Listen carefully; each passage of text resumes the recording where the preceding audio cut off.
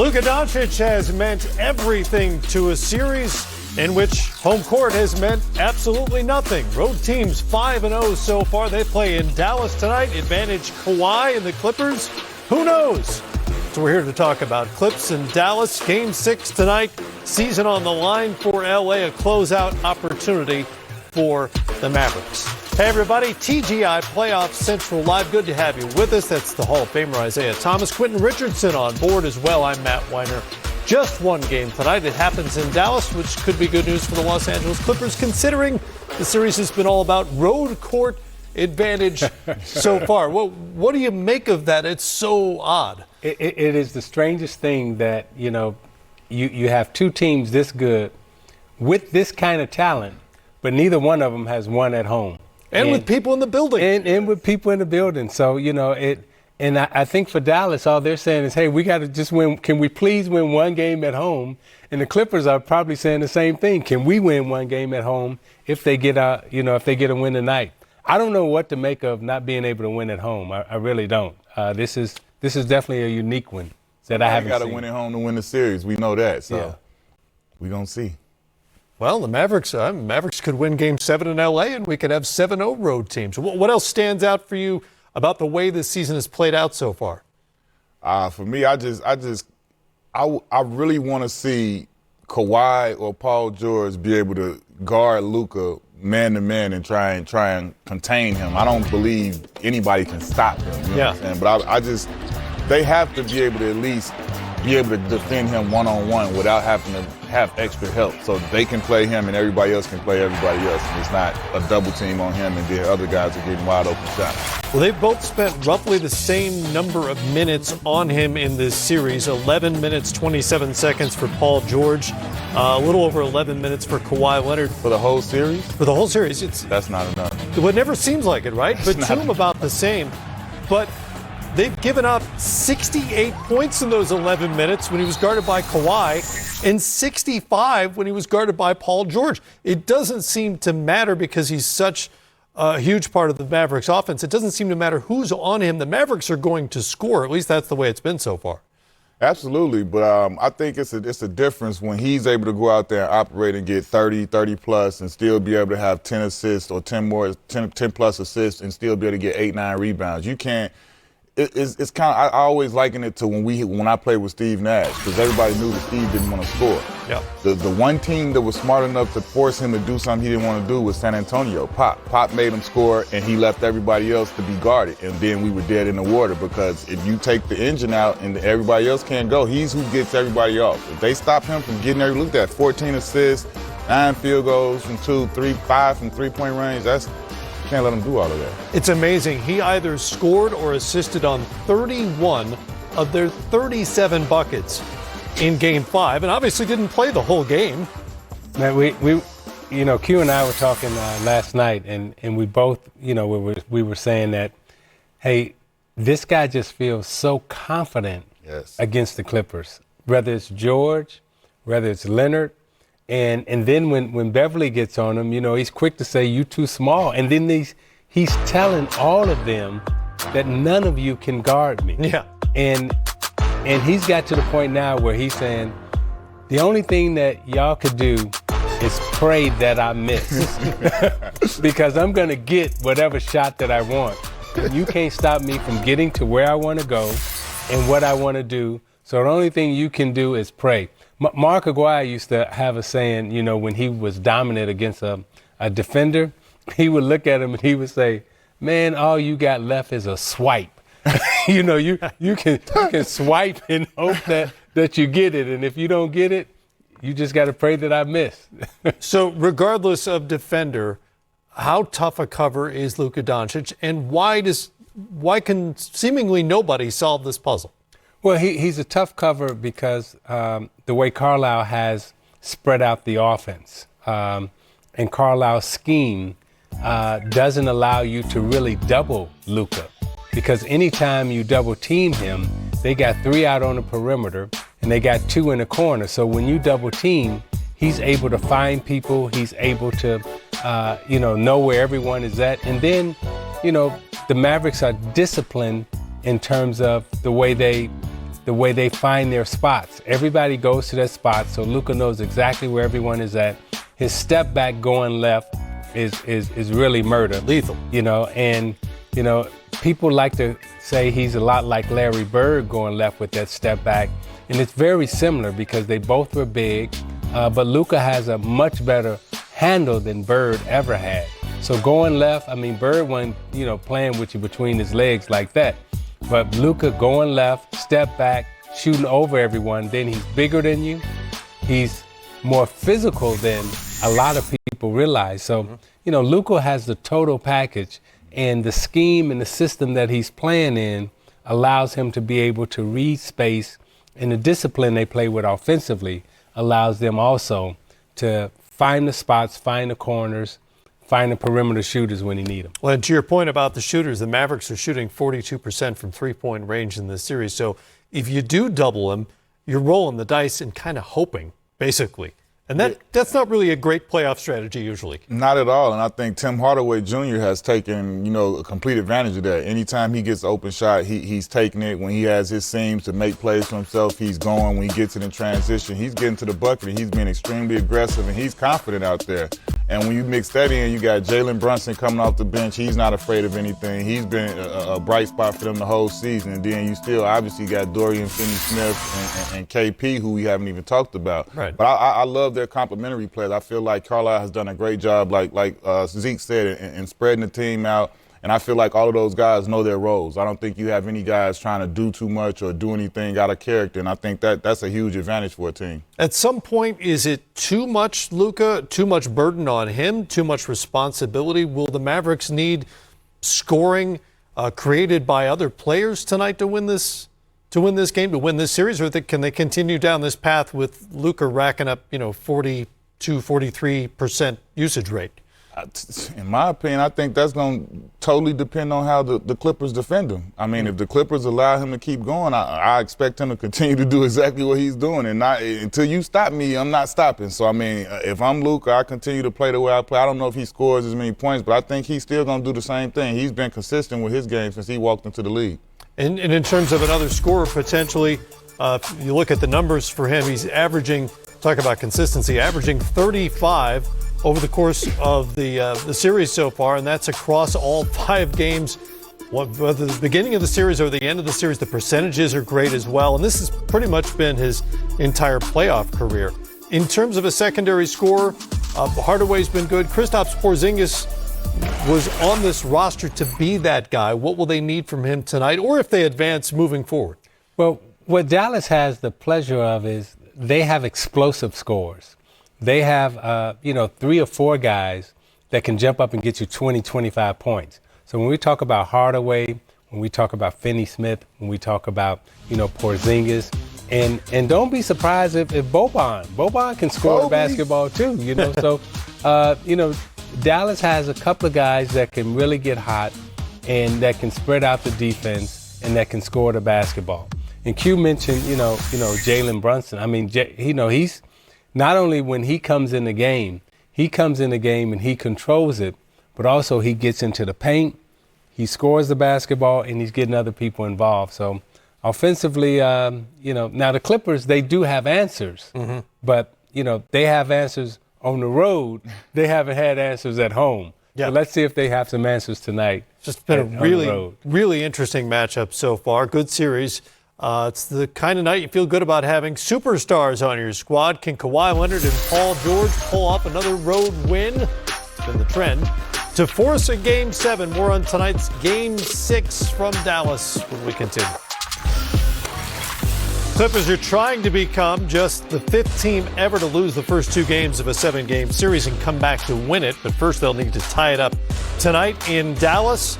Nicholas Batum, Reggie Jackson, Rajon Rondo have all had important roles for LA in this series. Does one have a breakout game in him? We'll find out at 9 Eastern time when Game 6 tips from Dallas. Our guy Dennis Scott has been traveling with the series and joins us from Big D ahead of Game 6. Hey, 3D, as we talked about in the first segment, Luka Dončić has been brilliant so far, even as he bears this incredible load in terms of his responsibilities. How much is on his shoulders tonight? the whole state of Texas on his shoulders, man. And the reason I say that because you know this. He's playing so much confident basketball and understands where he needs to be on the floor and understands he has to set the tone. He believes in his role players. After game 4 the other night, game 5, the other night, talking to him saying, how do you stay confident in your role players when they're not making shots? He just wants to play the right way. That's why I say the whole state of Texas on his back, guys. 3D, when you talk about him and his role players and knowing where everyone is at out on the floor, can you talk a little bit about what Carlisle has done to make sure that they play with that type of offensive discipline that allows Luka to roam and probe and do the things that he does offensively? Well, I think Rick Carlisle, to your point, Isaiah, understands that most times when you switch, Luka has a mismatch. But each possession, they're looking for that mismatch on the floor. You saw in the first 2 games, no more Patrick Beverly. He's too small. So now each guy that switches out on him, Luka said, I can get to my spot, I can get to my fadeaway, or I can kick it off the glass. And anytime you make a mistake and miscommunicate on defense, I will find one of my role players on the weak side of the floor, in the corner, or a slip pass or a layup or a dunk for KT as we've seen in game 5. 3D. It's Q Rich, man. How do you think, or what do you think that the Clippers need to do offensively to come out and try and hit first tonight and not let Luka be on the offense and not let them be retreating or backpedaling? What do you think they need to do offensively to come out and try and strike first in Dallas? Well, Q, you know this. Kawhi Leonard and PG, they mustered off to a great start. The first 4 games, Kawhi Leonard was on his offense in the first 4 quarters. In game 5, he didn't have a great first quarter.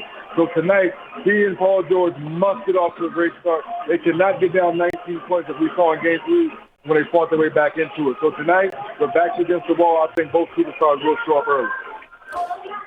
3D, I hate to get too psychological here, but we're talking about the LA Clippers, who've been hard to figure out, as you know. And we talked about this a week or 2 ago, and Kawhi Leonard said it's all about what's between the ears for this team right now. You know, Kawhi's basically inscrutable. Paul George is a quiet guy. He's hard to read. What's the vibe you get from this team 6 games into the series now? Well, believe it or not, man, the vibe is very serious, and I think it really comes from Tyronn Lue, to be brutally honest. Most times you may get a little nervous if your superstar is not playing well. But I think the fact that Tyronn Lue understands what this team needs to get done, will they buy into the things they did in games 3 and 4 defensively and try to get some stops? But let's call it what it is, guys. Luka had a stiff neck. He got adjusted. He's feeling better. He had some bounce back in his step. But offensively, they got to attack the Mavericks defense early in this ballgame and take the life out of them. And also, too, man, Isaiah and Q, it's a sold-out building. The fans are here. This place is going to be loud. That's why the offense has to get off to a fast start to silence this building, because they believe in Luka magic, or they say now, Luka mania. 3D is definitely going to be loud in there, and I saw that little look on your face, and I was puzzled too. So when you're talking about them being inscrutable, can you tell me what that means? I did not know either. I did not know either. hey, 3D. Hey, they real inscrutable tonight. There's one right there, man. Did I use the wrong word? I don't know. I'm like, was he saying recruitable or recruitable? Yeah, I was like, yeah. So I thought they was talking about recruiting 3D. They recruitable. Hey, Zeke, I will say this. There are a lot of Clipper fans, in case Matt was saying recruitable, saying that Luka may be calling Kawhi after this series. So there's a lot of people talking about Kawhi if this thing didn't go right tonight. Oh, yeah, he's definitely inscrutable. Recruitable. It's impossible to read. Impossible to read. That's what. Sorry. I learned something here tonight. Didn't mean to throw everybody off. No, seriously, what does that mean, man? Impossible to read. Impossible to read. Hey, man, I worked with you long enough. I just went with the flow, baby. I just went with the flow. I appreciate that. So 3D, now we know it. It's impossible to read. That's what inscrutable means. You can't tell what's going on there. You can't tell what he's thinking. He's inscrutable. Yeah, we all got that look on our face like. I was inscrutable trying to figure out what inscrutable meant. Hey. Sometimes, you got to go ahead. Yep, I think he's saying recruitable. Go with the flow. I was impossible to read. Yeah, 3D went with it. He went with it. All right, thanks, 3D. All right, guys. All right, that's your word of the day here on Playoff Central Live. There is the inscrutable Kawhi Leonard. Yes. the right word. You don't know what's going on. No, it That's fits perfect. him. Perfect. You don't know what's happening there. It really does fit him. You know, Webster's came through today. He's been, he was pretty quiet in Game 5 offensively, didn't shoot the ball great, but otherwise pretty solid for the course of this series, as you would expect. Here's LA head coach Ty Lue on what's ahead tonight. Hey, Ty. Luka had 33 drives to the paint on Wednesday compared to just 14 in Game 4 and 25 in Game 3. After looking at the film, did you think you guys allowed him to break the first line of defense too easily? No, I thought he really hurt us when we was in our drops with our 5. I thought he did a great job of keeping our guards on his back, and he was able to get downhill with our 5s being in the drop. So he basically lived in the paint. So we got to do a better job of taking that away tonight. I'll move over to Justin. What's up? Hey, Ty. First off, same starting line tonight as the last couple games? Yes, sir. All right. And, you guys have gotten off to some poor first quarter starts in the series. What's a way for you guys to rectify that in this pivotal game? I think getting stops early. I think making it harder on Luka to start the game. He's been very comfortable to start, except for Game 4. He's been very comfortable. So we got to do some different things with him to try to slow him down. We can get some stops and get out early and transition and attack early. We'll move over to Miriam. Hey, Ty. Hope you're doing all right. Yes, ma'am. How frustrating was your night's loss, and how, as a coach, do you kind of keep that energy channeled in like a constructive way? You said how was what? How frustrating was it? They've been playing so well and then the dropout. Yeah, it was frustrating. We know we had a chance and opportunity to win a game, and when PG got his 4th foul, we got to get him out. We went downhill, had a few turnovers that led to some easy baskets in transition for them. We wasn't able to score the ball, so that hurt us. So put us behind the 8 ball, but I thought we did a good job of in the 4th quarter, coming back down 16 and able to, have a chance to go up 1. I think 14 seconds left in the game. So I loved our fight. I love the way we competed and got back in the game, but we can't have those lulls throughout the course of the game. I'm going to go to Arm. Hey, Ty. I was wondering, what did you guys do the last 24 hours, and what's been the energy and mood around this team, with the season on the line? Does it feel similar to what entering Game 3 was like? Yeah, a little bit. Just some mistakes we have to correct. I think we have to do a better job on Luka to start the game. He's been way too comfortable, and he's getting those guys out to an early start, and then that kind of fuels and gives his team confidence as well. So we got to just do a better job just coming into the game, understanding it's quarter by quarter, try to win every quarter, but getting out to a good start in that first quarter. Let's move over to Joseph. Hey, Ty. All year, you guys have talked about matchups you want to exploit when you're on offense. Is making Luka work more on the defensive end something you guys have discussed? Yeah, we try to. They've done a good job of trying to protect him. When we get Kawhi, they double team or they fire to try to get the ball out of Kawhi's hands. And, we just got to make them pay. When they do that, we're getting open shots. And like I talked about all series, we haven't shot the ball extremely well like we're capable of doing. We're about due for one of those nights. But they do a good job of trying to protect Luka. Ty Lue trying to solve that puzzle that is Luka Dončić. For you, what are the Clippers' keys tonight in Game 6? Well, they got to hold Luka under 30. He's averaging 35, but they got to find a way to keep him under 30. And if you can keep him under 30, then you got a chance at winning. And then also for the Clippers, they're giving you the three-point shot. They're playing a lot of zone. So you got to get comfortable at the three-point line and start making three-point shots. And if you shoot the ball well from the three-point line and shoot over 40%, I think the Clippers got an excellent chance of winning the game. Hold Luka under 30, shoot 40% from the three-point line. Q, what about you? Much like Zeke, man, I don't know if you can hold him under 30 or 35, but I definitely say you got to lock in on Luka and make him work extremely hard for everything he gets. You got to make every point tough, everything expanding a lot of energy and try and tire him down and wear him down. But try and lock in on him. But really, I need PG, I need Kawhi, I need them to come, and they need to have the big game. They need to be the stars of the game. They shouldn't be overshadowed by Luka tonight. If that happens, they can't win. You know, the way their offense works, obviously, he's a threat as a scorer or a facilitator. But we've seen, for instance, what Portland did with Nikola Jokic in that series where they basically decided to single cover him and make him a scorer. If you're approaching this game tonight with him, are you more worried about him as a scorer or as a facilitator? I think I would be more worried about him as a scorer initially. Secondarily, obviously, is the facilitating. But initially, right now, he's averaging 35 points a game on us. That's killing us. So, I mean, you got to be more concerned about him as a scorer. For you? Yeah, likewise, as a scorer. And then you got to, you know, when you're talking about Luka as a scorer, you also got to understand the impact that he has with the crowd. Yes. You know, and that's one thing that, you know, like Hardaway may make a shot, Porzingis may make a shot, but when Luka make a shot, you know, the crowd reacts differently. And that's like when we used to be at Indiana. Reggie Miller would make a three, and the coach would immediately call timeout. Yep. Everybody else, they can make a three, and we good. Reggie make one, oh, no, we got a problem, you know.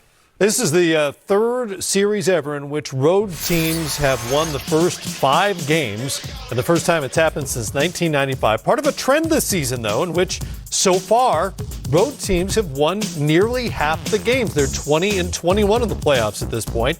That would be the third best road win percentage in playoff history in a non-bubble year. And again, I don't know why.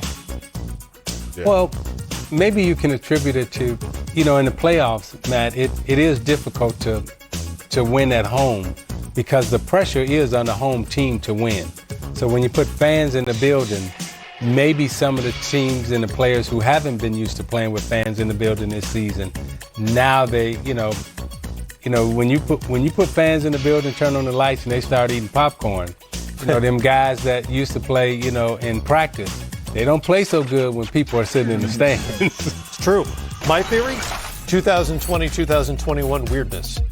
Weird. COVID. We've had a lot of that. Yes. On the other side, the second round tips Saturday, including the Nets-Bucks series everybody wanted to see.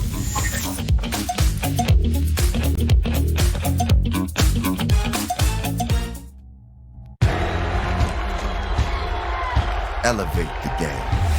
NBA Court Optics and Microsoft let you see the floor like Jason Tatum. He knows that if he drives into the paint, the help defender could slide over and push treatment. But, you know, as far as when we were doing shooting and stuff like that, he looked great. I think it's a very similar game to New York. They are bigger than New York. I think they could be even more physical. They fight you, they battle you, they touch you offensively.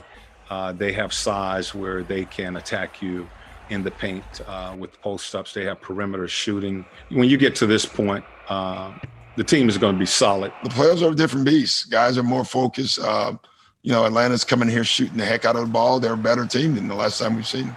Philadelphia not known for being warm and fuzzy. What kind of reception are you expecting up there? I don't know. I'm sure it's not going to be a welcomed one. It's going to be a fun environment. I'm looking forward to meeting some Philly fans and getting out there and enjoying it and having a fun series. I think that's a fair assessment by Trae Young. He will not be welcomed to Philadelphia. Fair? Right? That's pretty accurate. I love his approach right now. He's becoming legendary for the way he's going about it. Talking trash, showing up, putting his name on it, and showing and proving. I ain't mad at him. Sixers took 2 of 3 in the regular season for what that's worth, which is probably not a lot. A couple of blowouts included. Bogdan Bogdanović didn't play any of those 3 games. And, of course, the big question is Joel Embiid when they tipped Sunday in Philly for Game 1. And it's really hard to assess this series at all without knowing Embiid's status, which remains up in the air. You heard Doc Rivers talk a little bit about it. He shot today. Doc said he looked great, but until we see him actually on the floor for Game 1, you don't really know. What kind of a handful would he be for the Hawks if he's healthy and ready to go? He would be a handful, most definitely. However, to me, the handful that nobody really talks about is Tobias Harris, number 12. He didn't make the All-Star team this year. Should have made the All-Star team. We talk about Simmons, we talk about Embiid. But Doc Rivers' most trusted player in the locker room and out on the floor, where's number 12 in blue and also in white, and that's Tobias Harris. He's the guy that really comes through in the clutch. He's their most important player. And I think he's the player they really can't do without. You know, Embiid being out, I think they can make adjustments. They can find a way. Simmons being out, they can make adjustments, find a way. Tobias Harris goes out, that's a bigger problem for Doc Rivers if they lose him than anybody. Interesting. Most important player, Tobias Harris. Without a doubt. He makes everything work inside the locker room from a leadership standpoint and also out on the floor. Here you see the numbers with and without Joel Embiid. This season, they were basically a 500 team in the 21 games he missed. The offensive rating goes way down, and I don't have the defensive rating, but I'm guessing that goes down as well. For Philly, how different a team are they with and without the big fella in the middle? To me, that's the most dominant player in our game right now, period. He's the most dominant player, big man inside. Nobody can stop him. So I feel like if they have him, they're that much better because I love Clint Capella and the way he's playing for Atlanta, and I would assume they would try and guard him man-to-man until Joel, makes it become a double-team situation, which I believe he could, but He's the as far as big man goes in the NBA, I think he's the alpha. I mean, I think obviously Jokic will get the MVP, but if he hadn't missed any games, I feel like Joel would be the MVP, and I feel like he's the most dominant player. So for me, he it's night and day when he's in with Philly.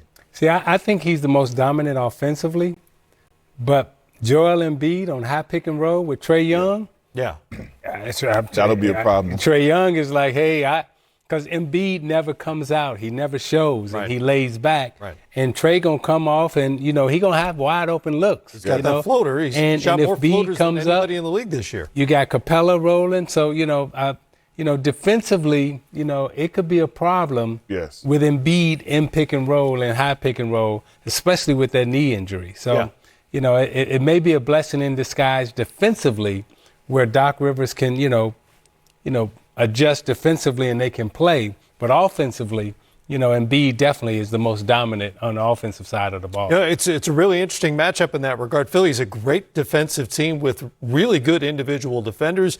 Ben Simmons is likely to finish second in Defensive Player of the Year balloting when that comes out.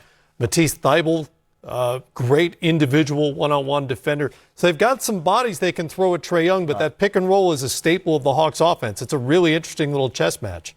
No, I do think that defensively, Ben Simmons and Matisse Thybulle, they create a problem for Trae Young. And I know he's going to use the pick and roll a lot, but Thybulle is a high level defender, long arm, and then you got Ben, who is top 3 for Defensive Player of the Year. So those two guys can definitely make things difficult, for Trae, because he's smaller than them. Both of those guys, 6'5", 6'6 plus, crazy long arm, crazy athleticism, and they can keep up. So when you see that, I'll be keeping an eye to see how they do in that matchup and see how Trae is able to manipulate that pick and roll and how he uses it. Be interesting to see how they use Trae as well. You saw Bogdan Bogdanović handling the ball during stretches against the Hawks, which is a nice luxury for Nate McMillan to have. You see the numbers here. 3 30-point games on the road in the first round series with the Knicks. The only other players with 3+ of those in one series at his age, LeBron James and Luka Dončić, who pretty good company we were talking about for like 15 minutes to start this show. Yeah. And Trae's worthy of the conversation because he's evolved and he's got to that level. What's impressed you most about him in his first go-around here in the playoffs? He was productive. As Q noted, he was all in on the crowd and the response and the reaction. It was fun stuff. The maturation in the leadership that he's displayed throughout the course of the year. At the start of the season, their team was kind of struggling, and he was struggling a little bit with leadership. Once the coaching change took place, his leadership went to another level. His likability among his teammates went to another level, and his play went to another level.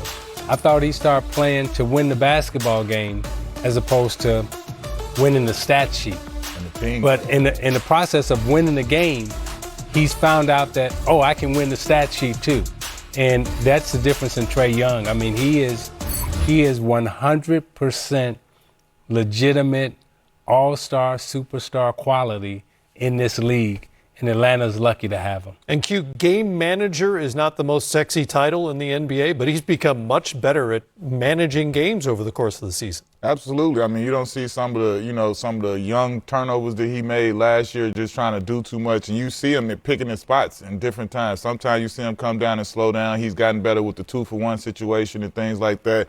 And like Zeke said, man, he's a superstar, all-star in this league, and I think him not making an all-star impacted him this year. And I think he looked at that like, I belong. I'm one of them. And I think he took that mentality out into the second half of the season. I think he's bringing it into the playoffs. Like, that's all right, I didn't make that, but everybody got to see me on this stage right now, and I'm about to make the most of it.